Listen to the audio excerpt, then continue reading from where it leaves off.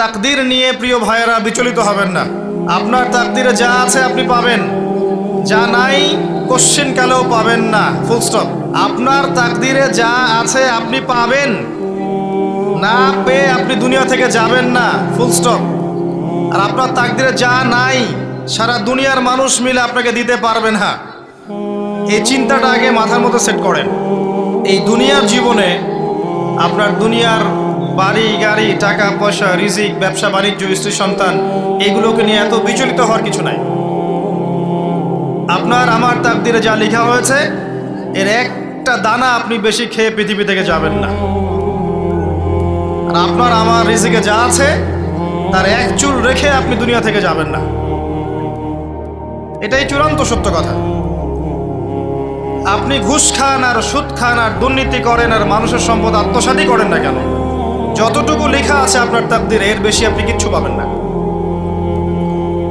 আর আপনি হালালে থাকার জন্য যতই কষ্ট করেন, হালালে আছেন, সবজি বিক্রি করে খাচ্ছেন, আপনি ছোটোখাটো ব্যবসা করছেন, মানুষ আপনাকে দাম দেয় না, আন্ডার এস্টিমেট করে, গরিব বলে, ফকির মিসকিন বলে, কিন্তু আপনার তাকদিরে যা আছে আপনি সেটাই পাবেন, এর বেশি আপনি কিচ্ছু পাবেন। হুয়াল আউয়ালু ওয়াল আখির, আল্লাহ পাক প্রথম এবং আল্লাহই শেষ। কুল্লু মান আলাইহা ফান ওয়া ইয়াবকা ওয়াজহু রাব্বিকা যুল জালালি ওয়াল ইকরাম। প্রত্যেকটা বিষয় ফানা হয়ে যাবে, কিচ্ছু থাকবে না। এখন আপনি পৃথিবীতে যা দেখছেন এগুলোর কিছুই থাকবে না। প্রত্যেক মানুষ, প্রত্যেকটা জিন, প্রত্যেক উদ্ভিদ, প্রত্যেক এই প্রাণী, আকাশ, মহাবিশ্ব, গ্রহ নক্ষত্র, চন্দ্র সূর্য, সমুদ্র, পাহাড় পর্বত, বিশ্বনেতা, রাষ্ট্রনেতা, সমাজ নেতা, পরিবারের কর্তা, অর্থনৈতিক নেতা, সবাই মারা যাবে, সবাই শেষ হয়ে যাবে, কিচ্ছু থাকবে না। এই বিষয়টা আগে ভালো করে হজম করতে হবে যে আমরা এখানে থাকতে আসিনি, আমরা এই দুনিয়ায় থাকতে আসিনি, আমরা এখানে এসেছি চলে যেতে। যার মনের মধ্যে এই কনসেপ্ট থাকে সে কখনো আল্লাহ পাকের বিদ্রোহী হতে পারে না, সে কখনো আল্লাহ দ্রোহিতা করতে পারে না, কুফরি করতে পারে না, শিরক করতে পারে না, আল্লাহর অবাধ্য হতে পারে না। যার মনের মধ্যে এই চিন্তা বদ্ধমূল যে আমি এখানে থাকতে আসিনি, আমি এখানে মুসাফিরের মতো এসেছি, গাছের ছায়ায় বিশ্রাম নিচ্ছি, বিশ্রাম নিয়ে শেষ হবে চলে যাব।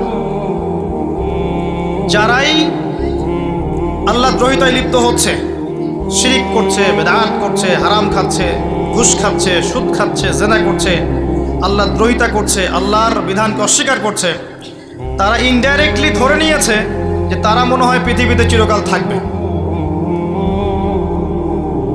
কারণ যদি কিয়ামতের মাঠের কথা তাদের স্মরণ থাকতো তারা কখনোই কাজগুলো করতে পারতো না, পারতো? এবার আসেন, আল্লাহ পাক কলম সৃষ্টি করে তাকদির লিখেছেন, অতএব তাকদির নিয়ে প্রিয় ভাইয়েরা বিচলিত হবেন না। আপনার তাকদিরে যা আছে আপনি পাবেন, যা নাই কোশ্চেনকালেও পাবেন না, ফুল স্টপ। আপনার তাকদিরে যা আছে আপনি পাবেন, না পেয়ে আপনি দুনিয়া থেকে যাবেন না, ফুল স্টপ। আর আপনার তাকদিরে যা নাই সারা দুনিয়ার মানুষ মিলে আপনাকে দিতে পারবেন না। এই চিন্তাটা আগে মাথার মধ্যে সেট করেন।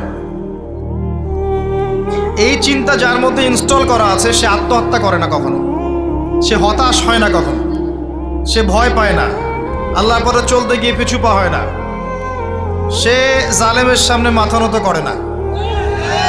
যার মাথায় এই চিন্তা আছে যে আল্লাহ যা লিখেছেন এটা হবে, যা লিখেন নাই সারা দুনিয়ার মানুষ মিলে সেটা হবে না, সিম্পল।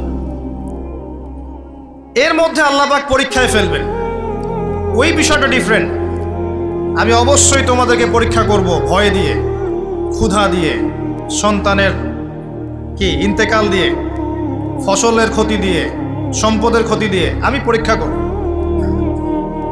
কিন্তু যারা সবর করবে এবং যারা এই কনসেপ্ট রাখবে ইন্না লিল্লাহি ওয়া ইন্না ইলাইহি রাজিউন, এদেরকে আল্লাহ পাক প্রশংসা করেছেন, ইনশাআল্লাহ এরা সফল হবে। আল্লাহ পাক তাকদির লিখে ফেলেছেন, তাকদির নিয়ে টেনশন করবেন না, রিজিক নিয়ে টেনশন করবেন না। এখনকার যুব সমাজের সবচেয়ে বড় টেনশন রিজিক। একটা জব, একটা ভালো জব, একটা ভালো ব্যবসা, সে সিকিউরড লাইফ চাচ্ছে। রিজিক নিয়ে চিন্তা করবেন না। আপনার কাছে যে রিজিক আছে এটা আপনার কাছে আসবেই ইনশাআল্লাহ। হয়তো সময় লাগছে কিন্তু আপনার কাছে আসবে ইনশাআল্লাহ তাআলা। আপনি হালালের উপর থাকবেন, ন্যায়ের উপর থাকবেন।